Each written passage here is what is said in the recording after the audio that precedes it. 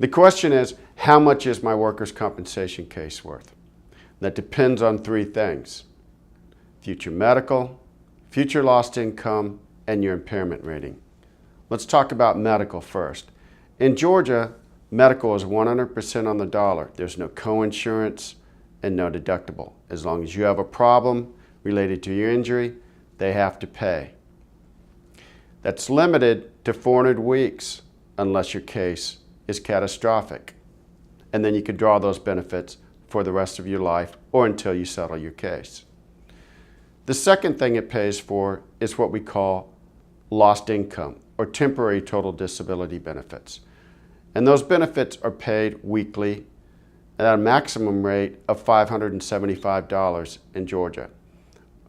That's a ceiling. You get 2/3 of your average weekly wage up to the maximum of $575.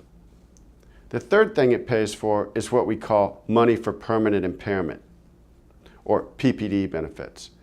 Here's how that works. Before your accident, you were 100%.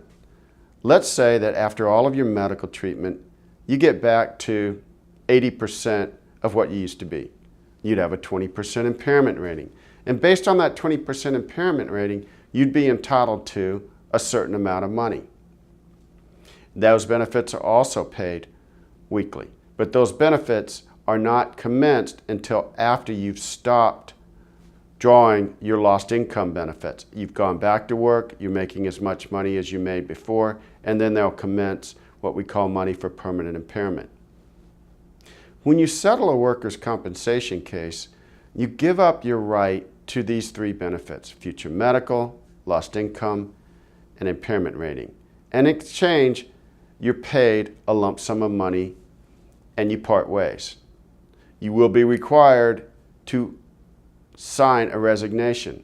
And the reason that you're required to sign a resignation is because an aggravation of a pre-existing injury is a new accident.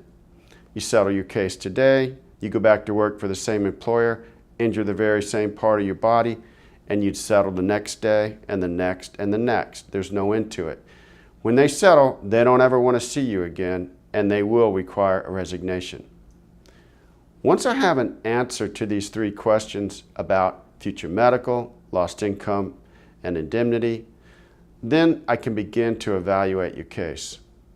Usually, I'll bring you in, we'll sit down, we'll go over it, and we'll make a demand on the insurance company.